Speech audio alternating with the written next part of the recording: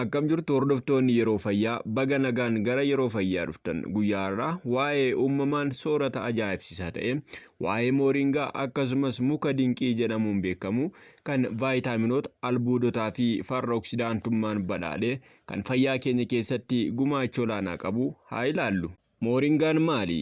Mooringaan afaan saayinsawaan mooringaa oliiferaa jedhamuun kan beekamu ta'ee Hinditti, Afrikaa fi biyyoota Eeshiyaa tokko tokkotti muka beekamudha. Yeroo tokko muka lubbuu jedhamuun beekama. Sababni isaas qaamni isaa hundi jechuun baalli isaa, firiin isaa, qunceen isaa fi hiddi isaa illee qorichummaa fi soorataaf oola. Mooringaan jaarraa tokko oliif akka qoricha aadaatti dhukkuboota dhorkuunii fi ittisuuf tajaajilaa tureera. Mooringaan vaayitaaminii kan akka A, C fi E akkasumas kaalsheemii, pootaasheemii fi pirootiiniidhaan kuduraalee fi muduraalee kanneen biroo caalaa kan badhaadhedha.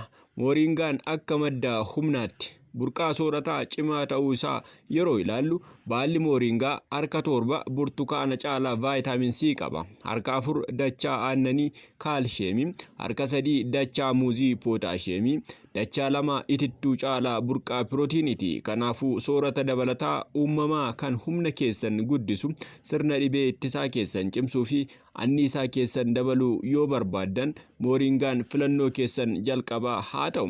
Faayidaa fayyaaf mooringaan qabu.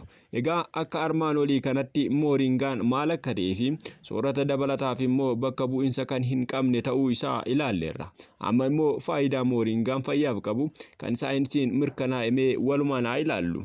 1. Humna ittisaa dabala. Mooringaan antioksidaantotaa fi vaayitaamin C qaamni keenya infekshinii akka ittisuu fi sirna ittisa qaama keenyaa akka cimsu kan gargaaruuf keessaa qaba. 2. Sukkaara dhiigaa to'ata. Namoota dhukkuba sukkaaraa wajjin rakkataniif mooringaan amma sukkaara dhiigaa hir'isuu fi dandeettii insuliinii ofirraa ittisuuf gargaara.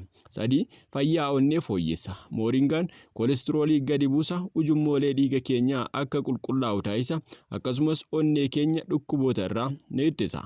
4. Sammuu guddisa. Mooringaan amino asiidotaa fi antioksidaantota xiyyeeffannoo yaada fi miira fooyyessuu of keessaa qaba. Dhiphina sammuu fi aarii ittisuuf illee akka gargaaru ni amanama. 5. Ulfaatina qaamaa hir'isu. Mooringaan faayibarii baay'ee fi kaaloorii xiqqoo waan qabuuf mooringaan beela to'achuuf gargaara. Sirna bullaa'insa nyaataa fayyaa qabeessa akka ta'u ni godha. 6. Gogaa fi rifeensa ni bareecha.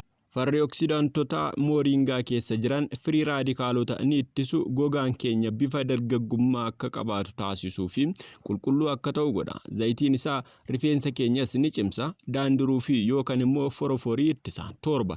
Qaama keessaa summii balleessa. Mooringaan dhiiga keenya qulqulleessa, kaleen keenya akka gaariitti akka hojjetu gargaara. Akkasumas summii miidhaa geessisan sirna qaamaa keessaa ni balleessa.